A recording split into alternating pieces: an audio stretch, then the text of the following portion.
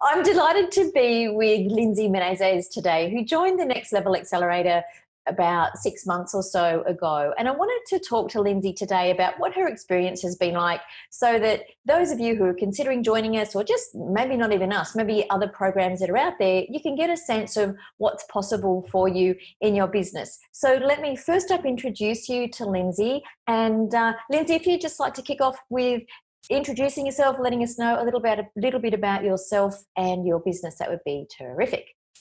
Absolutely. So I work at one of the PACE branches in Melbourne. So PACE has a national presence. Predominantly we work in international trade, supply chain and logistics. And so our office is divided by people that work, well, one of the branches, which is mine, that works for a lot of manufacturing companies, importers and exporters. On the other side, we have another organisation that really focuses on freight forwarding. So when I came into the mix back in 2017, I started off actually in a directorship position, only really having 1 year of recruitment experience. And I noticed that our Tullamarine office, they just had this huge reputation. They were so niche. They were so specialised in what they did. They were a go-to recruitment agency in their field. And coming into what I was doing, it was a little bit broader. And I just felt like I was just treading water on the very top and never getting into the crux of really who we were and what we were doing. So I spent quite a lot of time really trying to establish a niche that I felt resonated with us. But in doing that, I was kind of a one-man band as well. So I got quite stuck in the day-to-day, bearing into those granular, minute things, from everything literally from reception to admin to business development to placing roles, of course. So it's definitely grown where I've come into a position a few years later where I can take a step back and think, okay, I've got to strategically grow this business in a way that I haven't known how, not just having my head down to the desk, but really look outside of that and grow it in different directions. Great. Hence why I found you. And just to be clear too, a lot of the people that join us in the Recruitment Garage, 99% of them are business agency owners. But the reason that Lindsey's joined is that really you're in that capacity because the people need to be able to make high-level decisions and change things in the business, which Lindsey's able to do. So very much operating, well, you really are operating your own business. So that's just 100%. Yeah, absolutely. I'm responsible for my own P&L. I'm responsible for my own business development. I'm responsible for everything. The only thing that I share with the other PACE branches is a website. So it's a little bit unique to what other people do, but I still do have control over how that looks and how that feels and how that operates. Lindsey, when you joined the Next Level Accelerator program, what was it that you were looking for? Scale, but scale in a way that wasn't threatening or overwhelming almost. So I didn't want to scale my business and feel like I wasn't able to work in it at the same time and completely have to do a 180 and not build, because that just isn't possible for me. We really are so small and we are so lean. So I wanted to look at something that was a scalable plan that I could actually potentially do after hours, or that I could delegate to other people, or I could involve my business or business colleagues with to some degree. But yeah, that's really what I was looking for. Often recruitment and search firm agency owners, they tell me this, they kind of look around, they know that they should be doing things differently. They can see people getting different results, but they're just not quite sure what that looks like. It seems to be hidden from their view. Is that how you felt when you joined the program? It's like, I know I should be doing something different, but just not quite sure what it is. Yeah, absolutely. It was like these other recruitment agencies had this magical superpower, and I really wasn't sure what it was. I thought, is it just some gung-ho marketing person that I can't afford as yet? Or is it maybe just actually 20 years of experience that I don't have? Like, what is it? And I just didn't know, and I didn't really know also who to turn to for that knowledge, because one of my mentors is the founder of the business. So if you can think about when she was really operational at the desk, that was the 90s and the early 2000s. And so I wasn't sure she was able to give me a modern approach to how to scale or how to get to that next level, which is why I felt it was important, probably for the first time, that I looked outside of what I knew and penetrated that bubble outside to see what else I could be offered with someone who could mentor and coach me a different way. Terrific. Okay, good. And hopefully that's what you're finding working through the program with us. I definitely am. Yeah, absolutely. One of the other things that participants often say to me is it's just so good to be there with, running our own agencies can be quite lonely. It's quite good just to have peers who are walking a similar path, just to be able to throw ideas at and, to and fro off. Is that what you find as well? How valuable is the peer network for you? To answer that question for you, I think let's go back to almost this unspoken thing in recruitment amongst agency leaders where I just thought everyone was really secretive, first and foremost. So I think that prohibited me from networking and reaching out to a greater audience to say, hey, are you finding these struggles? Are you going through them as well? How did you get to that next level? So I did really feel quite alone. It was just me. And then I had one right-hand person that assisted me from a recruitment admin perspective. And so joining the course call and seeing people basically have those same teething problems as I've been has made me feel so much less, less alone in my journey. But not just that, it's been lovely because there's been certain elements where I feel like I've been able to give back my opinions or things that have worked in my strategies, as well as learn from others. So even where I think, oh God, I've got nothing to add value, I might have nothing to add here because these people could be more experienced than me. There's always something that you can give, and there is definitely always something that you can take away from being in that greater network. Yeah, definitely. It's interesting. I often find that people feel, because we're looking at new stuff, they feel like they're back in kindergarten and feel like they're asking silly questions. The reality is it's just new information that you haven't been exposed to before.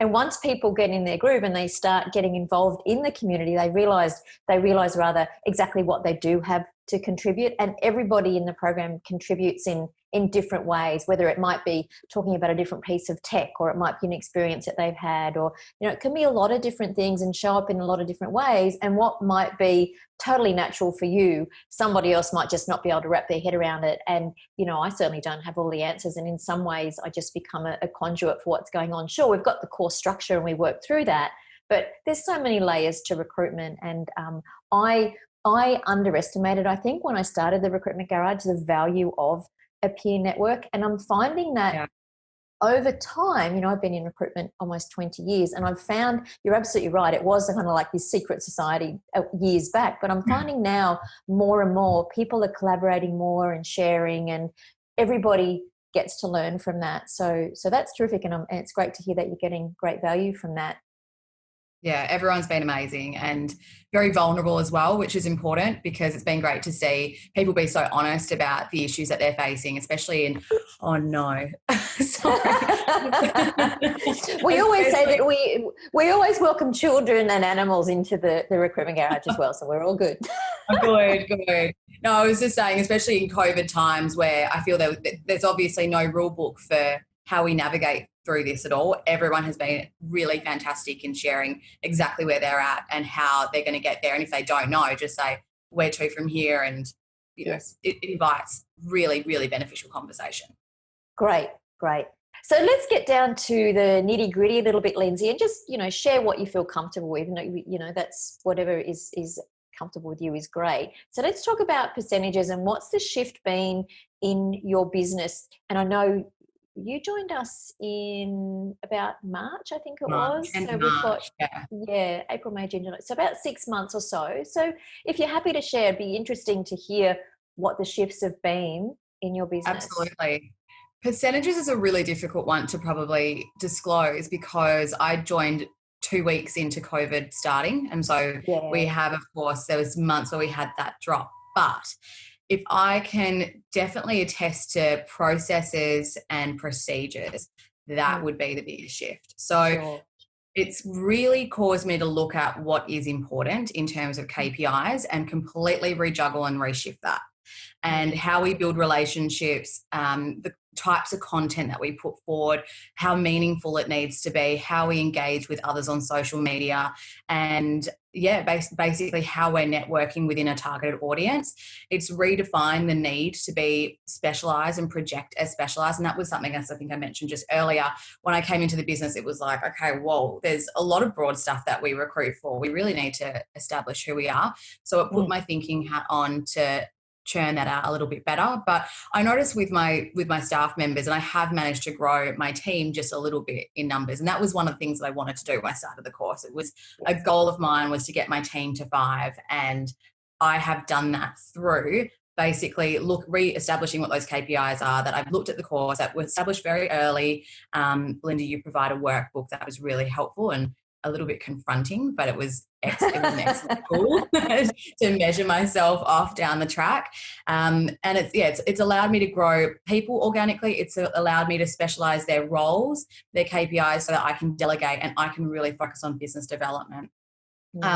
As a result of that, especially growing my LinkedIn network, I remember having a conversation with you in March, and I don't know why I had now it seems so silly, but I made a comment that I was a little bit afraid of LinkedIn. Like, I just didn't want to use it and I didn't feel like I had anything to share. And I think being part of these course calls definitely makes me feel validated that I do have those things to share. And you've also helped me realize what those content pieces should be to share by having conversations that are more meaningful with my target audience.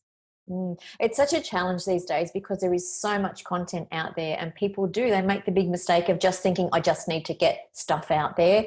And there's nothing more alienating for someone to just for people to see Me Too content. So that's great that you've got that. And I know I've seen what you've been putting out there, and it's great. So if anyone's watching this, check out Lindsey's profile and you'll get an example of what she's talking about. I'd love to know, Lindsey, if there's anything that surprised you about joining the program, sort of those things that you perhaps didn't expect that you've got from it, that looking on the outside in may not be immediately obvious.